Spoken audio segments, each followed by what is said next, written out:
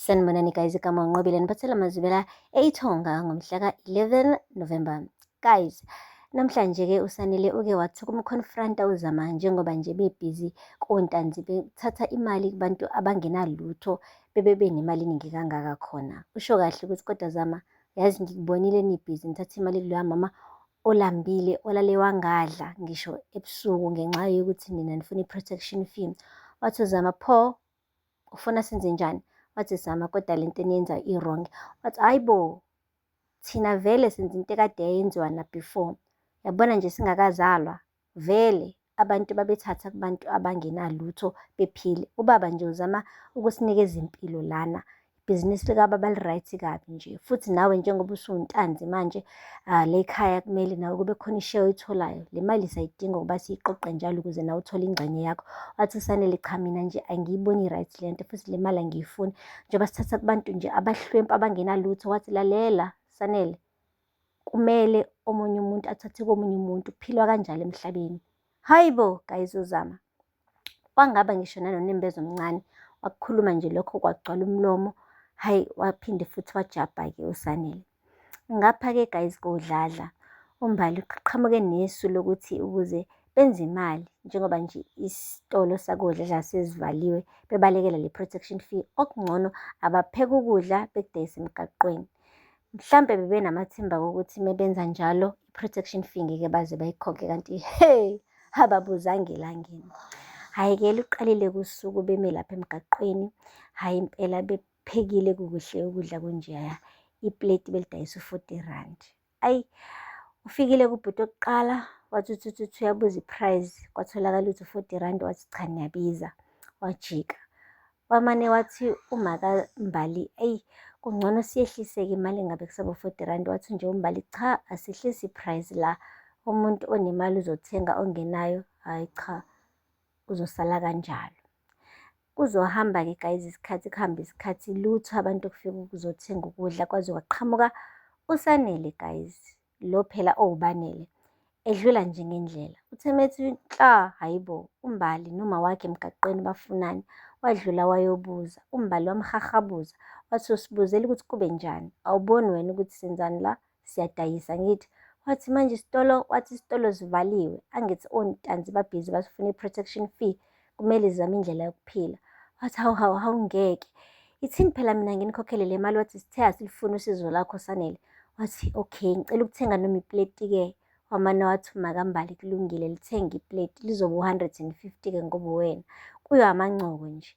Guys, uma nje ngithi ngampela uSanele ube supportive kuMbali kulokhu, hayi cha guys ngampela, hayi wenze kahle, akavaze amjabhise umfowabo uSanele la ehleli khona.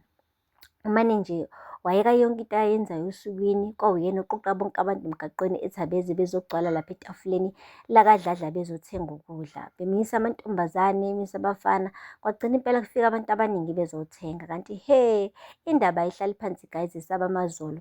Umane nje wahamba-ke omunye ubhuti wayoxoxela uPhinda ukuthi lalela, kunesitolo esisha esivuliwe esizokwazi ukuthola i-protection fee kusona, esingabikwanga nanokuthi siyavulwa, gijima.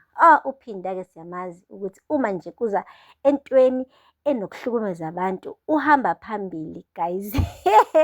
Uthe mefika nje emgaqweni ufica hawu babhizi odladla bakithi bayizamela impilo bayadayisa. Wathi hey, le sitolo sivaliwe, le sitolo sivaliwe, abahamba abantu. Wacasuka uMbali wathi yini wena siyayizamela lana yini manje, kanti uSanele ukhona naye. uSanele umane wabheka le, wazama ukuyibamba phela angakhombisi ukuthi abe nodlame kuPhinda ngoba uyazi uncenga indawo yokuhlala kontanzi. Yeyi, wamane wathi ya, nisivula kanjani isitolo ningasitshelanga thina bontanzi, nisithathaphi isibindi esinjalo? Lapho nje ukusho lokho Phinda, umfana lo wahamba naye ubhizi uyadla, udla ukudla mahhala la. Hayi bo guys, ukudelela. Wathi ngizocela-ke i-protection fee iphume njengamanje, otherwise ngiyomtshela untanzi ukuthi nibhizi nedayisa la kodwa anifuni ukuvikelwa. Yeyi, uthe suka lapho wabekhipha isibhamu uPhinda wakhomba uMbali ngoba uMbali beseqala ukugoloza. Ha, ngoba uyithintele kuSanele. Umane wasikhipha nawe uSanele wakhomba uPhinda wathi umkhombelani uMbali nonina. umuntu omdala kangaka ngesibhamu. Uma kukhona umuntu ofuna umkhomba ngesibhamu, khomba mina. Hayibo, guys. Uphinda wathi, yabona wena, awuyazi lento oyenzayo, uyangizwa mfana wami? Ngizomtshela uNtanzi ukuthi wena kahle kahle kusho ukuthi uhleli nje lapha emzini wakhe, kodwa usaphotha abantu abayizitha kuyena. Wathi ungahamba uyomtshela manje. Ngithi fokofa la manje, hamba la.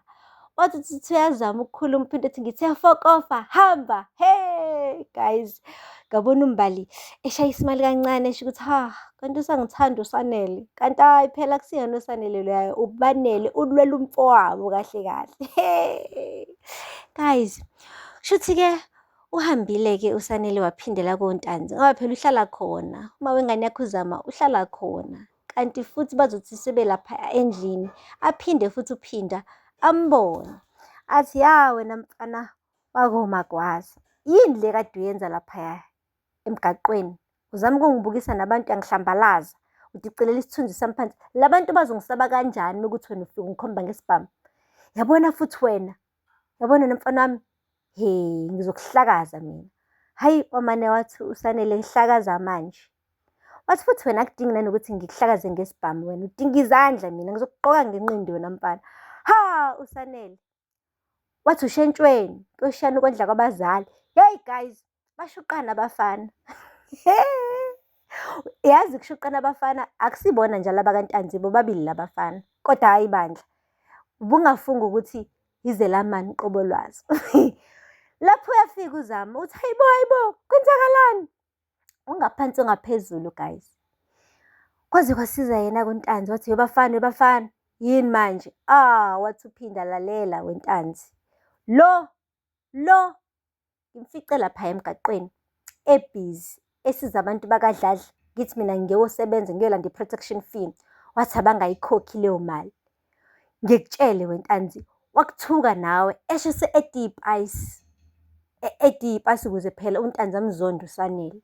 Wamane wathi uSanele, yeyi ungalingi uqamba amanga wena, kodwa ngifuna nazi nina nonke ubuNtanzi ukuthi lento eniyenzayo lokuthi niloku niqoqa i-protection fee kumele iphele njengamanje. Uma ukuthi nifuna i-protection fee yakoDladla izokhokhwa yimina. Hayibo Sanele. Umane uNtanzi wabamba ongenzansi ukuthi hayibo lo mfana wenzani manje? Ngithi ngiyamfuya lana, ngithi uzokwazi phela ukuthi abe yingxenye yomndeni, alandele ibhizinisi lami. Usiyangijikela njengotshwala esiswini manje. Eliso, guys, uzama.